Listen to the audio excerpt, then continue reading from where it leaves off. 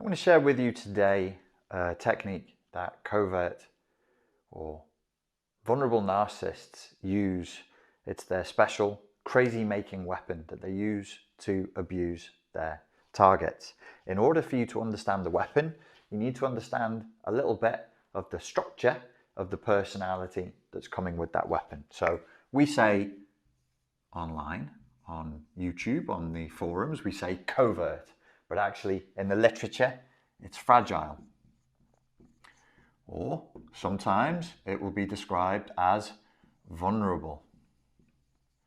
So this was to express that it was in opposition to the previously defined narcissistic personality disorder, the grandiose narcissist. And they're saying, wait, there is a type of narcissist who's fragile, who's vulnerable, who will show weakness, who's not the alpha male, the alpha female, top of their class. They'll actually be vulnerable and they'll actually promote feelings of vulnerability. Why is it important for you to understand their fragility in terms of the structure? Well, because if they don't come from this particular structure, the weapon that they use won't work. So when we're talking about fragile or vulnerable narcissists, how would we define them? Briefly. So within 30 seconds, the way that I would define somebody that you would be saying was functioning from a fragile narcissistic personality structure or strategy would be somebody who is cycling. So they're constantly in a cycle of elation and depletion.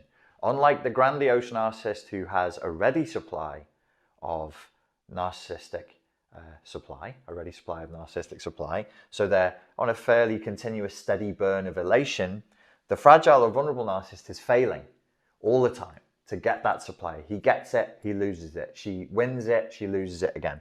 So they cycle between elation and depletion. So therefore, they're more moody, generally speaking, than the grandiose narcissist, but also you'll see them cry. You'll see them fragile. You'll see them vulnerable. They will say sorry. They will apologize, but ultimately they're only cycling as they're trying to get back up to a position of power. Because everything that this personality disorder is all about power over others. The power of the grandiose narcissist might be to bully you or to reward you. It would be something that is done in the light, Yang style. You will see it coming. Do as you're told or else you're going to get smacked. Do as you're told and you'll get the good thing that you want. Because they have power. That's a grandiose classic narcissist. The fragile or covert narcissist doesn't have power, so they manipulate, they cajole. This is why I think why covert is such a popular way of talking about them, is because they can't do it in a way that is direct. They have to be indirect. So this lack of power, this fragile structure that they're coming from, means that they have to be intensely manipulative. Which brings us to their favorite crazy-making weapon of choice. So you as the target have to be in the sense in your dyad, in the structure of two people in the folie à deux that you are in, and you are in it, you're leaning into it, otherwise it doesn't work. You will perceive them as fragile. And you'll go, well, they can't be one of those nasty classic narcissists because last week they said sorry and the week before that they started crying and opening up to me and they made themselves vulnerable to me. So therefore it can't be narcissism, it must be something else. That's actually part of the weapon. The first part of the weapon, so it has like a 1-2 punch effect.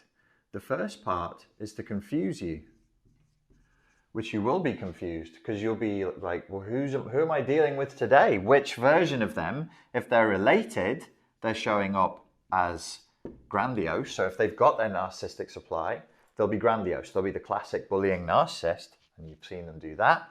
But if they're depleted, then they'll be the vulnerable narcissist. They'll be much more sad. They'll show you that they're weak, that they need you,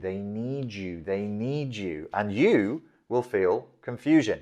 So the first part of this weapon is to make the target feel confused. Who am I dealing with? The grandiose or the vulnerable one? Is it the vicious or the kind one? Which one of these two personas am I going to be dealing with today? Over and over and over again, so you never know where you are. So you're confused, you're upside down, and then the next thing that they'll do, beyond the confusion, which is where the crazy makingness comes from, is they will leverage your pity in them by evoking massive feelings of guilt. These are the ones who give you the sob story.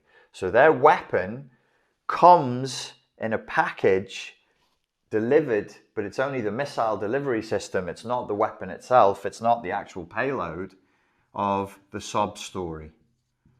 The sob story.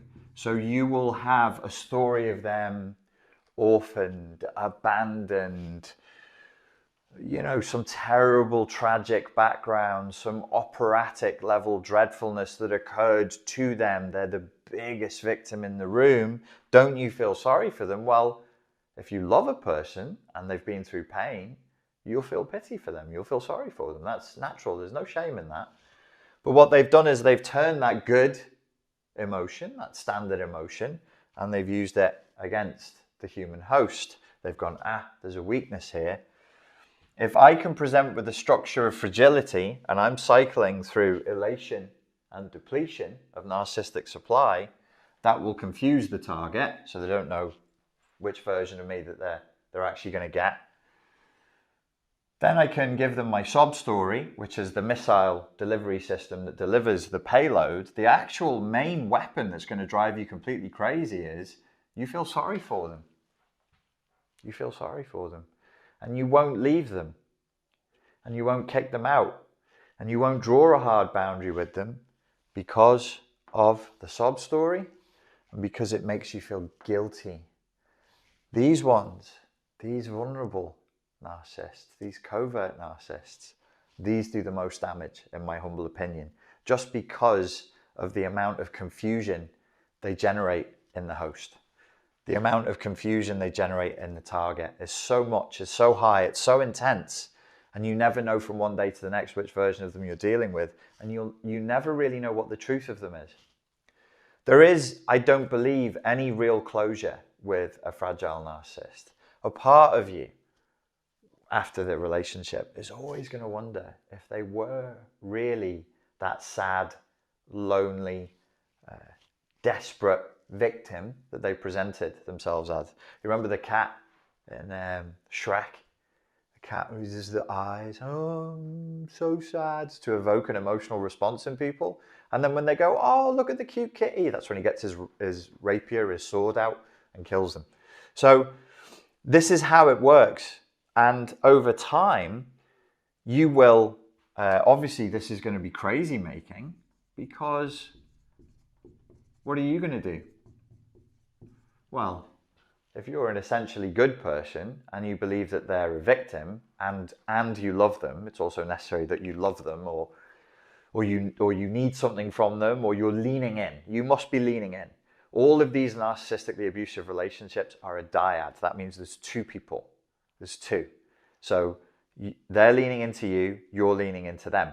We know that this is true because I'll say to people, you need to go no contact. And they go, yeah, I'll go no contact. I'll go no contact. Yeah, totes. I watched your video, mate. It was good. Watched your video, mate. It was a good video, mate, about going no contact. I'm totally going to go no contact. And you go, great.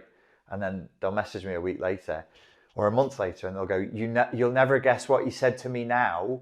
And I'm like, how do you know what he said to you now? Well, I spoke to him. You're no contact, aren't you? Oh, no. Well, I couldn't. The thing is, my 6-year-old cousin, she went on my Instagram, right? No, wait, no. See, yeah, I did block him. And I'm like, dude, get the fuck out of here. Come on now. No contact means no contact. So it's a dyad. You're leaning into them. I'm not trying to shame you about it, but if we all want to move on with our lives, we've got to be big boys and big girls, put on our big boy pants, put on our big girl pants, and say, look, this is what I'm doing. I'm acting like a crazy person. I'm acting in a way that's completely irrational. I'm still contacting this person. Okay, so what do they make you do in Alcoholics Anonymous and in any drug recovery? You have to stand up and go, "Hi, I'm Richard, and I'm addicted to continuing to make contact with my ex-girlfriend because I can't make the distinction because of the crazy making communication that went on for months and years of who she is. And the thought that I've abandoned somebody who's vulnerable and is now suffering in my abandoning of her is delivering massive loads of pity to her internally, which then manifests as guilt for me to carry. Because sometimes what drives us back is guilt. We feel guilty. Oh, I'll unblock him on WhatsApp. I just on WhatsApp. I don't really use WhatsApp. I'll just in case of an emergency. He might have an emergency. Yeah, that's an adult, okay? If he has an emergency, he can call the police. He doesn't need you for emergencies. You're not his mum, okay? Block him and move on with your life. So this is the crazy making weapon that they use. They're leveraging your good nature against you. Over time, it's exhausting. I think covert, fragile, vulnerable narcissists are much more damaging in the long run because the target never really knows. People who stay obsessed for years, trying to diagnose their ex, I think most of you, myself included, have been dealing with what would be classed clinically as a fragile or vulnerable narcissist. And that's why you're driven crazy by the cognitive dissonance of, yeah, but no, but yeah, but no, but yeah, but no, but yeah, but no, but yeah, but no. And your brain's just giving you like the two different versions of the person. And what you have to do is collapse those two different versions together and say that's one person and they're an adult. The things that they did when they were mean, that's who that person is.